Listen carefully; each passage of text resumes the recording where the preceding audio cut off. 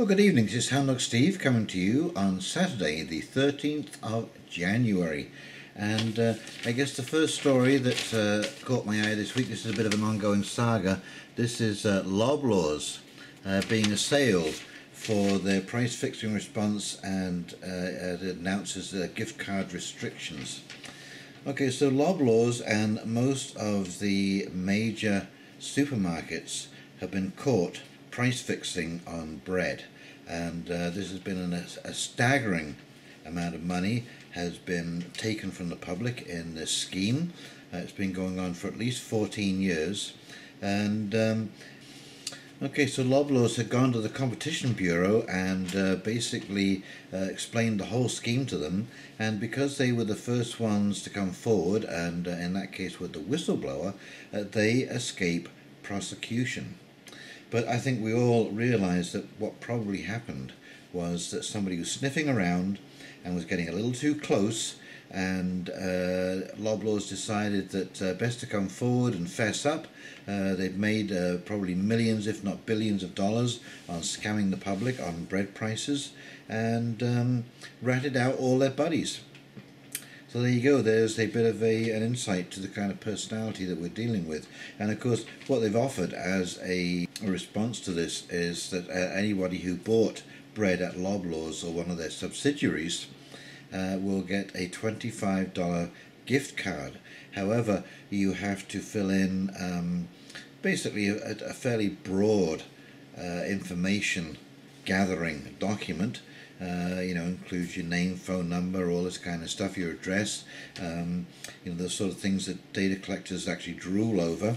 And then you can get this $25 card, but now they place restrictions on the card that they reserve the right to issue only a certain number of cards, so they have a set amount of money to spend on this. And of course the money has to be spent at a Loblaws store or one of their subsidiaries. There's also a couple of class action lawsuits going ahead on this. Anyway, I mean, it is just an indication as to the kind of corruption that we're looking at in business today. It just seems to cover every business, every angle. I mean, it's just beyond belief, whether you're investing money or whether you're buying groceries at a grocery store. Now, my next story. Hydro One proposes to spend an additional $6 million on making your bill easier to read. I find this is absolutely staggering. Now, I just have for you here. Okay, and you can see right here, here's what you owe, and there is what you owe right there. Okay, now if you go on to the flip side, of course, there is the kilowatt hours that you've consumed, and whether you are on the high use, mid use, or the low usage tariff, and the different prices. And over here you have the calculations, which are hidden calculations, regulatory fees, service fees, debt retirement, etc., etc., etc. So really, what's to understand about this bill? Hydro is saying that 40% of account holders say they have difficulty reading their bills. Well, I would say that if you cannot read, here's what you owe, and that price right there, okay, this is so simple, and to be spending $6 million of taxpayers' money on something as foolish as this. The bill is fine. There's nothing wrong with the bill. Okay, next story. President Trump is going to Davos. And so, well, you can read this either way. President Trump has said that he is for the working person and against the elite globalists. And so, is this a case of birds of a feather flock together? Or is it a case of keep your friends close, but keep your enemies closer? It's hard to say. I mean, it could actually be a bit of both. It could actually be a bit of both. Trump is such an entertaining character. It is beyond belief. I've never seen such a contrary personality. I don't know whether this is his game plan to keep you on the back foot and guessing as to what he is doing. Maybe this is the businessman in him, to always keep the competitor on the back foot. Never quite sure exactly what the big plan is, only he has the master plan in his head. And we will never know until the end of the presidency. So buckle up in your seats, get your flak jacket on. It's going to be an interesting 2018, 19 and 20 until the next presidential election. And of course the midterm elections come up in this year, so that is going to be very interesting as well. Majority of Canadians are against legalizing pot by July the 1st.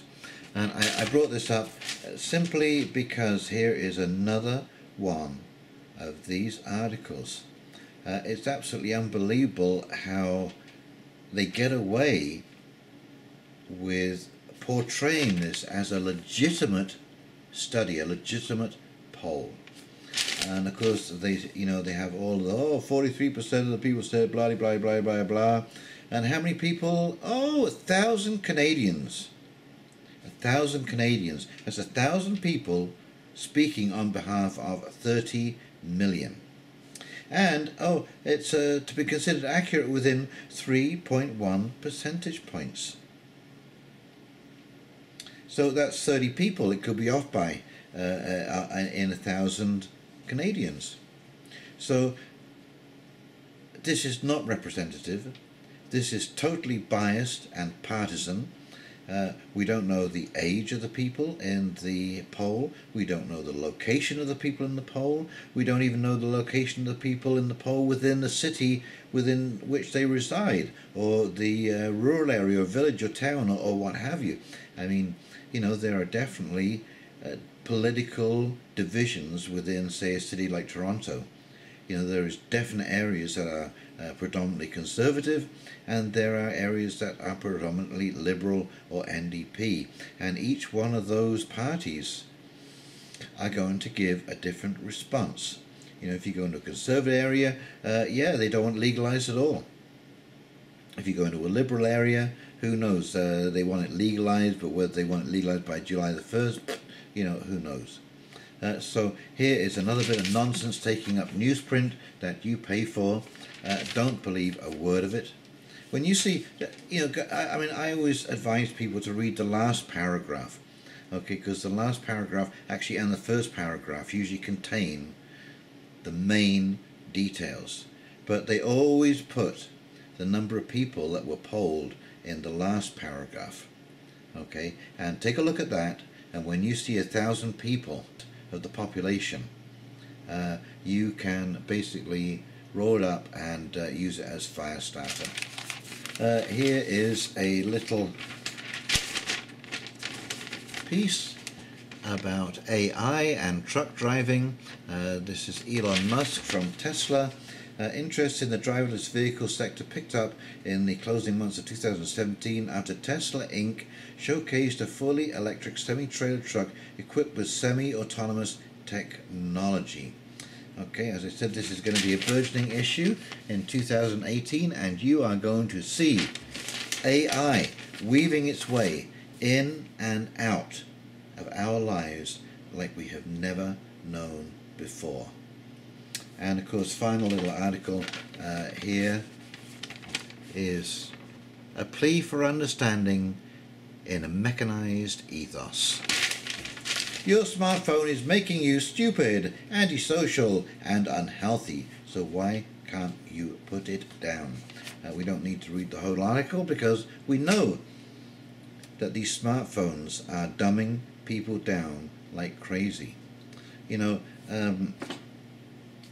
My landlord has a saying, and it is that fire makes a good servant but a piss poor master. Okay, and that's what this is. This is a great servant, but it is a piss poor master. Okay, when you let this govern your life, and 30% of the population now are walking around holding this device in their hand so they don't miss an update. And you know, I find it kind of interesting. I don't know about your phone, I'm sure they're all the same, but when I pick the phone up, it gives a little buzz of acknowledgement. Now, I don't know if you've seen these things before, but these are Chinese relaxation and meditation balls. There is a chime in them, and you hold them in your hand and you do this. Okay, you spin them around, and you do that because not only does it exercise your hand, but it touches all of the acupressure points in the palm of your hand. So when you pick up this phone and it buzzes, it is releasing a little bit of dopamine into your bloodstream. So you get like a little pleasure shot, a little buzz, a little hit of that drug, and it's a kind of reward for holding your device. So I would recommend that you just put this down. When I go out for supper with somebody and what have you, I leave my phone in the car. I don't even take it with me because I don't want to be tempted to take a look at it or to show people photographs or so on and so forth. When I am out with my friends, I'm there to be with my friends, and you know, the phone for me, I mean, because it's probably my generation, but the fact that I don't have to stop on the side of the road and find a bell call kiosk, and I'm sure there are people who don't even remember what that looks like, but there would be like a little square glass box on the side of the road, and there would be a Bell telephone in there, and you'd need a quarter to pay for the call.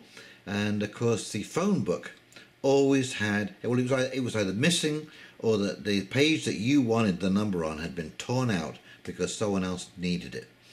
And so the luxury of being able to stop my car on the side of the road or use Bluetooth with my car radio, it's absolutely brilliant. I mean, this is incredible. To be able to pick up my email, to be able to text my kids and my friends, to have a virtual instantaneous response time.